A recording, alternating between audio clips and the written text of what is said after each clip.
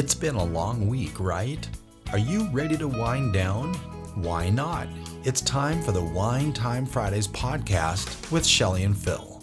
Neither are sommeliers, but both have a deep passion for life, each other, and of course, delicious wine. And now, here to talk about this week over a glass of wine is Shelley and Phil. It's wine time. Hello and welcome to another episode of Wine Time Fridays with Shelley and Phil.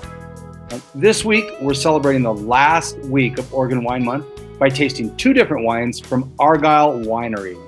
Argyle is a pioneer in the Oregon wine industry, and they've been making award-winning wines since 1987. They're known for their sparkling wines, but they also make excellent Pinot Noir, Chardonnay, and Riesling. And this week, we're actually going to be trying their Argyle Grower Series Chardonnay and Pinot Noir. Both of these wines are made from grapes grown in the Willamette Valley, which is Oregon's premier wine region. We are really excited to dive into these wines with you, so let's get started. It's Friday, May 26th, episode 162. Shelley, happy Friday. It's wine time. Happy Friday. You can't even see the bell now. There it is. Oh my goodness. It seems like 50% of the time we're like, it's been a week. But you know what? It's been a week. It has been a week. A little nod to our friend Sheena Dunn, who always used to say, oh, it's been a day. Oh, it's been a week. Who's now Sheena Fleming. Hey, our very first wine that we're opening today is 2021 Argyle Grower Series Chardonnay from the Willamette Valley. For the fourth week in a row, I am not having to bring out the wine or the corkscrew. True. Oh, sorry. Thank you. I got it right this time. Oh, I've been dreaming of this. Yeah. Wow. Interesting. This is really a light golden color. It really is. We don't know if this is on oak or not. I think it is. We'll get into that a little bit in a few minutes or a few seconds even maybe, but we should do a proper toast on this to health, wealth, and abundance, gratitude, romance, and Peace on earth.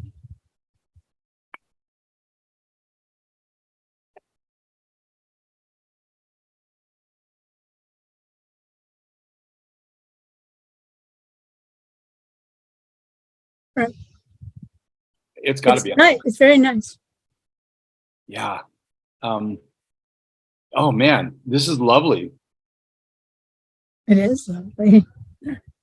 This comes from the, I believe it's pronounced the Eola Amity Hills, as well as the Dundee Hills. Actually, I think they pull from both. It is aged on the lees for 12 months in French oak barrels and an additional 6 months in stainless steel. Oh, okay. Yeah. I took the blur off so we can actually see the wine. You took the blur off. Yeah, thank you. Yeah, I did too. Got a lovely background. This is worth waiting for. So Argyle makes an awful lot of wine, and they've got Chardonnays that are $45, $60 a bottle. This is their probably lowest price Chardonnay. It's $25. And I'll tell you what, this drinks like a much more expensive wine to me, in my opinion. It does. And you can tell that it's different from California Chardonnays. There's something in the background, but I'm not like maybe a grassier. Very nice style. It's not too much oak at all. I am getting, this is going to sound weird. I'm getting, I don't know why we have to call it petrol instead of gasoline, but it is petrol is what they say. I'm getting a little petrol on the back of my tongue on the finish. I've got it both times that I've sipped it. And I guess a little bit in the nose as well. That's for me. and some minerality. You definitely get some lemon in this one. Yeah, good call. Almost like lemon zest or something. Not even the meat of it, more the skins or something, seems like. Well, I get some lemon. It's definitely it's a little more acidic. Unfortunately, I was drinking Pineapple Hint a little bit ago, and I kind of, Pineapple Hint's got a little bit of sweetness, even though there's no sugar or anything. So now this is tasting more sour. So that brings up a really good point. Now, I don't think that you and I worry about this on a day-to-day basis when we're opening a bottle of wine. We put the music on, we're making dinner, we're having conversation, we're asking Lucy to eat this time instead of stare at her food. We don't really worry about what went into our mouths before that. When we're sitting down to do a tasting, like at a wine bar or even a winery, a tasting room, like no cologne, no perfume, right? And you like, have to be careful with hairspray. Yeah, anything like that. Exactly. And I made the mistake once. Don't chew gum before you get there. Right. Of having a TikTok or an Altoid. And it was down at the Culinary Stone, which is one of our coffee. Tic-Tac. Not TikTok. I've sworn off I've dropped the Tic-Tac app and I put TikToks in my mouth. I don't know. But Trevor was like, oh, dude, why would you do that? So, and it's sometimes you just don't think, right? My thought is going to go into a group of people. I don't really want to have bad breath. If I have bad breath, you take care of that. But that does affect what the wine is going to taste like. And so when you have that drink, what was it called? Hint. It's called Hint. And it's pineapple? Yep, this one is pineapple, infused with pineapple essence. Interesting. Backwards. I don't see it backwards. It's really good. It has no calories, no sugar, and no artificial sugars. No artificial sugar crap. So is it carbonated? Nope. Interesting. Just water. I'll take a peek at that and try it myself. But that will change your palate, right? And so that's got a little sweetness to it, which will then make the wine a little bit more sour. Exactly. That's really interesting. I love their little descriptions on these wines. Yeah, the conversation. Yeah, this is so cool. Argyle was founded in 1987 by Roland Souls. That's an unusual first name to put with the last name Souls. You just want to say Rolling Stones, Roland Souls. Like his feet, Rolling Souls. Yeah, that's right. Anyway, he visited that area in 1979, and then he went away for 10 years to study in Europe and Australia. Then came back and founded the Argyle. Their first love is not what we would think, like the Pinot Noir or Chardonnay or even Pinot Gris. In fact, I don't even think they make a Pinot Gris. That's not their first love. They wanted to make sparkling wine. Bubbles. And you know what? I did a little digging, Shelley. Nice. I did a little digging, and I found, if I can pull this up, that the Willamette Valley is located between approximately 44 degrees and 46 degrees north latitude. Now, which is? Oh, I should have asked about Champagne, France, not Burgundy, but Burgundy is between 46 and 47. So Burgundy makes a Pinot Noir. I'm asking real quick about Champagne. So Burgundy. Well, it's more important to know what the grape is, because, yeah. Well, that's true. What grape goes into the sparkling wine? Well, I'm sure I have a hard time pronouncing this. Do you know which one I'm talking about? Pinot Noir? Pinot Meunier? Yes, Meunier. Thank you. Okay. So Champagne, France is located between approximately 48 and 49 degree north latitude. So it's a little even further off. The reason I even looked at that is that Oregon makes Chardonnay, Pinot Noir, right, and Pinot Meunier. Meunier. Man, I cannot Just do don't that. say Meunier. I know, right? I'm trying really hard not to. Meunier. Meunier. Those are the grapes used in champagnes. Are those three varietals? Right. And so their sparklers, they do use the Pinot Meunier. Yes. Yes. You got Okay, it. thanks for joining us. I will wrap up because I just got Pinot Meunier. But yeah, so I thought that was really interesting because, the latitude aspect of it means you're going to have similar, there's going to be different terroirs, but you'll have similar sun exposures and things like that. So I think that's kind of interesting. Anyway. All right. We have kind of some exciting news. We do. I don't want to mention it now. I want to mention it After the break. after the break.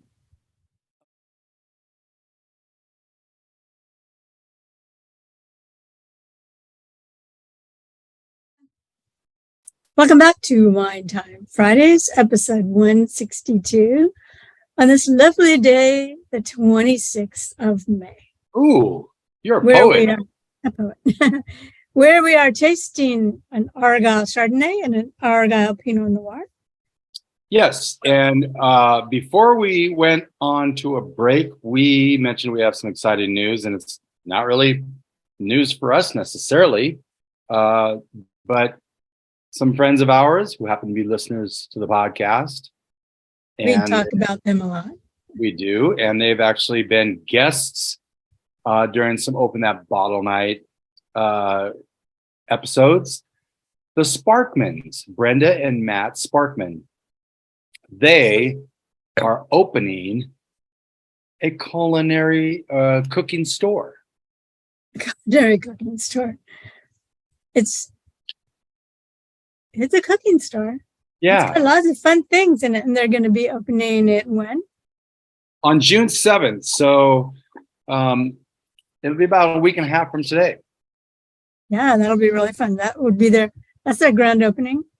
That's the grand opening. And they started this project when around October-ish, something Yeah. like that. And they found a building and they started working on it a little bit. Then And around then, Thanksgiving, we got some news. yes, Matt found out he had leukemia. So they're like, should we put this on hold? Should we not do it? What do we do? So they went ahead and they've gone ahead even through Matt's treatment. Yep. Brenda and friends have been working behind the scenes, and the store's almost ready to open. So Yeah. they've had, Matt's not through his treatment yet. He had to be in the hospital for a month. And then he needs to go back for some maintenance and things like that. So, but he's feeling well, and they've been able to do some work at the store. So it's going to be opening. June So 7th. if you happen to live in Coeur d'Alene area, we hope you'll come and support. Yeah. We'll give you the address next week. Because we're going to tease this both weeks because they're friends of ours and they're listeners, and why wouldn't we? And we're super excited for them. This was supposed to be around March-ish, and this whole thing that he's gone through has pushed him back. But good for them. They're persevering. When you open a brick and mortar and all your money is going out until you open, it doesn't come in. And so now they'll be able to have some money coming in. So congrats. So I guess we should say the name of the store. CDA Gourmet. Yeah, CDA Gourmet. It's really cute. Rolls off the tongue really well. Lots of kitchen stuff, lots of things that you won't find around here. They brought in some things from Canada. Yeah. And some oils, some olive oils that are like some really high quality olive oils. And they have a gadget room. Yeah. We'll be able to report more when we actually go to that grand opening, but which we will report. And we would love it if, like Shelley said, if you're in the Coeur d'Alene area, go and visit them. let them know that you heard about their store on Wine Time Fridays and that you're super excited. They had like, there was something that I can't remember where I found this or saw this or whatever. You found it. Oh, it was actually at Matt and Brenda's house. Those little things, Yeah. pepper. And so like Yeah, that's cool thing. theirs. Yeah. So you just, take a pinch and I love that, So we got some and Brenda's like, well, why wouldn't you wait until you could buy it from us? I'm like, well, we'll have 2 sets. Speaking of 2 sets, we've had 2, we're having 2 wines from Argyle. And Nice. this next one is a 2021 Argyle Grower Series Pinot Noir, also Willamette Valley. And I already poured. It was another screw. Oh, look at you. Hashtag cheersing. Choosing.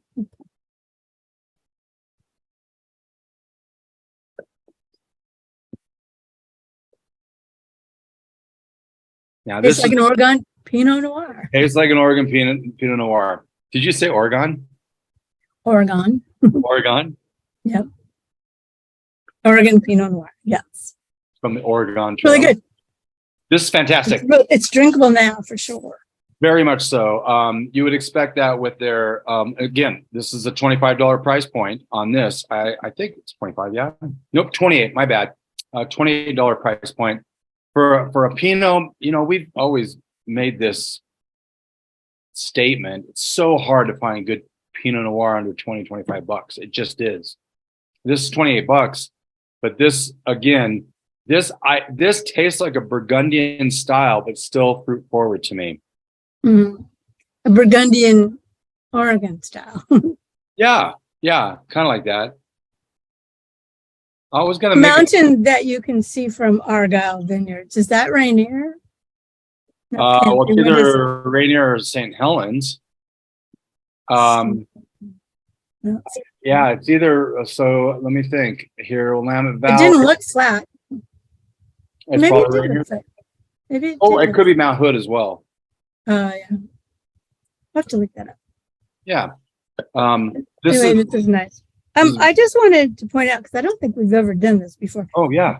The differences in the one white and the one red. So. Oh, I have 2 red. Oh, you have 2 red. Okay, well, That's this is perfect. the difference.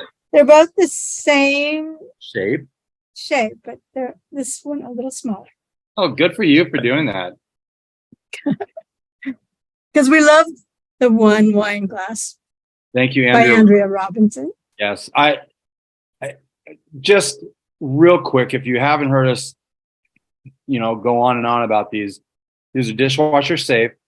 They are very, they're not unbreakable. They're not like unbreakable Kimmy Schmidt. They are breakable if you throw them on the ground. But when we had Andrea Robinson on, I will put that episode in the show notes. When we had her on, she said she knocked it off of like a higher counter onto tile floor or concrete floor, and it didn't break. Now, again, Corel's not supposed to break either, and and it shatters all over the place. Shatters all over the place. But I guess what I'm saying is these are very durable. And they're really good. Shelley, what do we love to drink out of that one white glass? Bubbles. Yes, so good. So good. Bubbles. It takes that harsh, like the harsh bite that bubbles can have sometimes. Takes that out of there. It's a little bigger mouth on it, and gets a little bit more air in there. Yeah, it'll kill the bubbles a little quicker, but don't wait so long to drink it. That solves that. Yeah. All right, so we should mention the winemaker, Nate Klosterman, and the viticulturalist, Jeff Hall at Argyle. Yep. They're making some pretty spectacular wines. Oh, darn it. And they're not afraid to experiment. They also like to say they are young at heart. What's, again, that kind of marks one of the stark differences from European wines and American wines. American wines, there's no laws. I mean, there's laws on, if you, like in California, have got to be at least 80% or 75% of the varietal to call it the varietal. I think in Washington it's 75%, whatever it is. And estate grown. And estate grown, yeah. There are those laws, and those are more like rules and that sort of thing. In Europe, they're flat out laws. Okay, in Burgundy, you can only grow the three grapes: the Chardonnay, the Pinot Noir, and the Pinot Meunier. No, Meunier. Meunier. Meunier's disease. I'll just remember that. They can't grow anything else and call it a Burgundy, a white Burgundy or a red Burgundy or a Champagne. Oh, sorry, Champagne is in my bad. Anyway, Champagne comes from Champagne.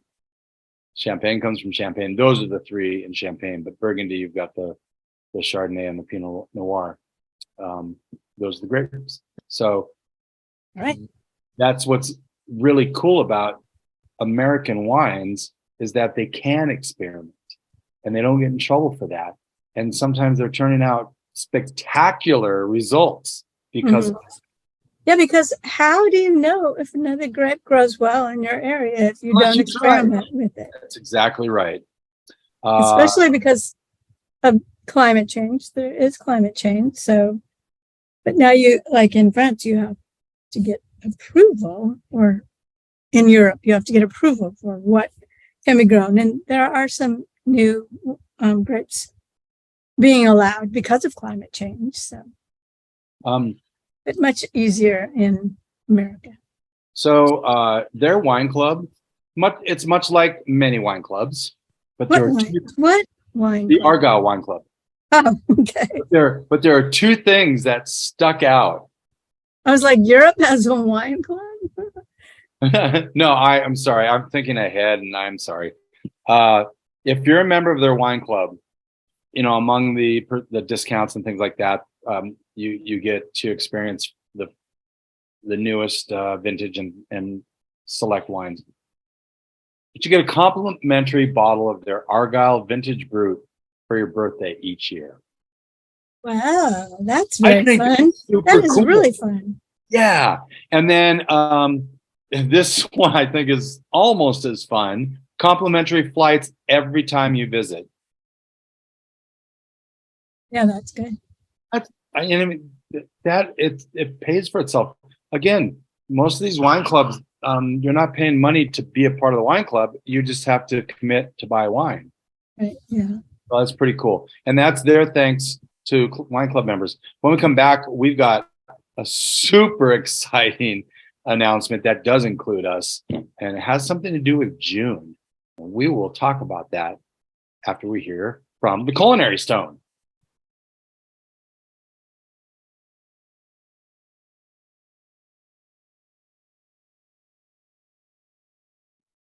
Welcome back to Wine Time Fridays with Shelley and Phil on this May 26th, episode 162. And I got to tell you, we have got, I think, some exciting news. Last year, we didn't really hear about Idaho Wine Month until we were well into the second week of June. Somebody just go by. There's a ghost in your background. There's a ghost. There are ghosts here. Oh. And they sound like dogs, too. No, they weren't dogs. So we didn't find out about it in time. So we were able to do 3 episodes in June that included Idaho wines. Idaho wines are really up and coming, Shelley. You know that. We I know that. Trying to help other people know that. So this June, there are 5 Fridays. Oh, nice. And we 5 Fridays in June. Wow. 5 Fridays in June. And we have got lined up for June so far, Idaho wineries. You ready? We've got Lindsay Creek, Bemidji Wine Company, Houston Vineyards, Veer Wine Project, Hat Ranch Winery, and Cinder Wines. And we're also, Split Rail is considering as well being involved. That is super cool that we're going to really promote Idaho wines in the month of June. So for every episode, we will be doing some Idaho wines. But wait, Shelley, there's more. There's more. 3 of those will have guests. Yay. Right? I love guests, as you know. I know you do. And it's been, I think it's the last guest we had was Nicole, number 41. So, which is, I don't know, 5-6 weeks. I can't remember.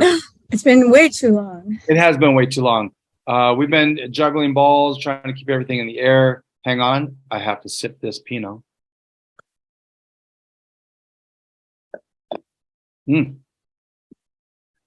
Man, this seems to me to have an international palate.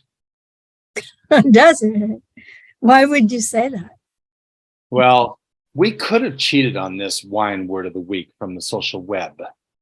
Because? Well, I don't know if this is more coined from Argyle, but international palate. And that kind of goes a little bit what I was talking about, that Pinot Noir. It's an Argyle term, international palate. It means a kinship with the styles of Chardonnay that are well known in Burgundy. Oh.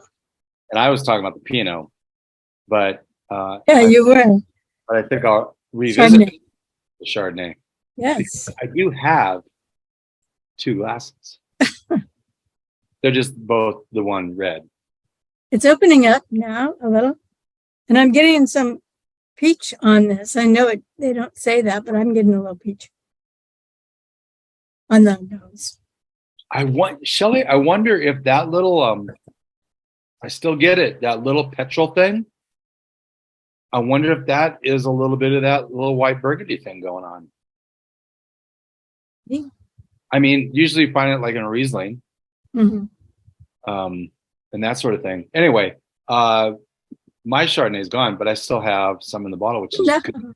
Hey, what would we pair with these? I guess that's probably, we talk about this all the time. We did Chardonnay last week, so Either one of these could go well with salmon. Ooh, you think the Chardonnay would go well with salmon too? Interesting. I'm definitely the Pinot for sure. This Pinot would go very well with salmon. I missed the Costco. So, what? I missed the Costco salmon. Oh, yeah. I want that. We'll have to go there soon. Yes, please. The ghost again. Yeah.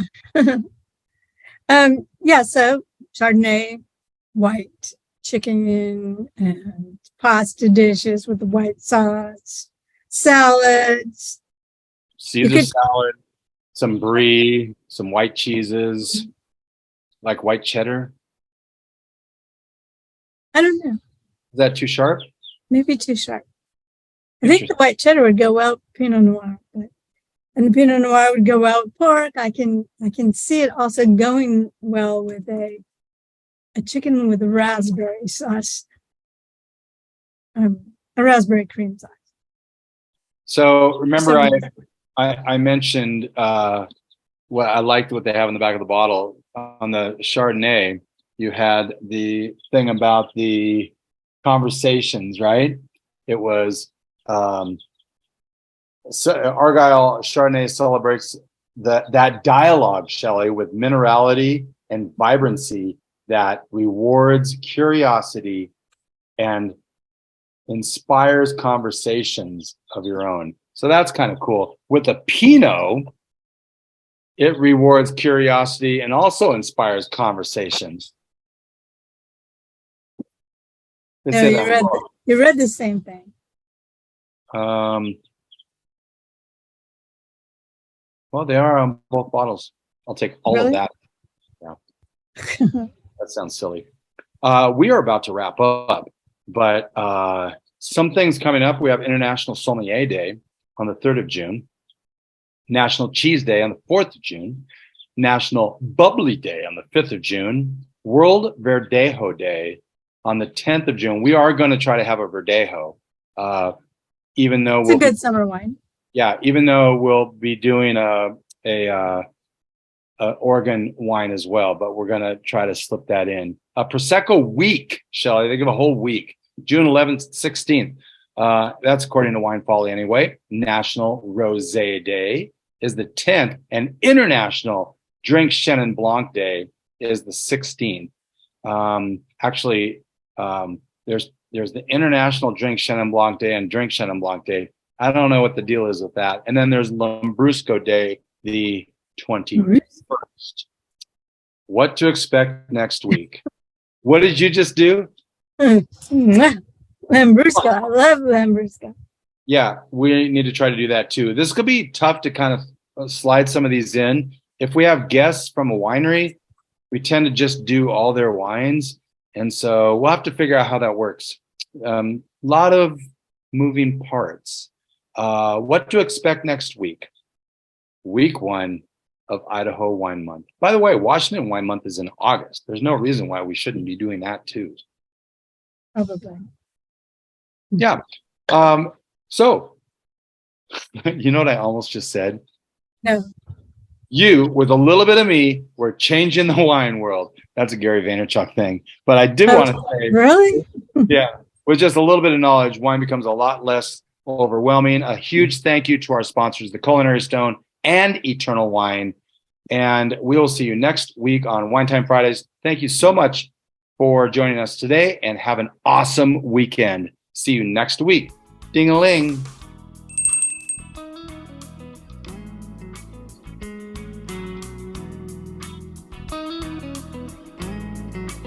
Thank you for spending part of your day to wind down with Shelley and Phil. Remember, you can listen to any episode of the Wine Time Fridays podcast by visiting winetimefridays.com or wherever you get your podcasts. And join us on our Wine Time Fridays Facebook page, Instagram, or on Twitter, which is @VintageTweets, for daily conversation. Until next week, here's our toast to you: to health, wealth, abundance, gratitude, peace on earth, and of course, romance.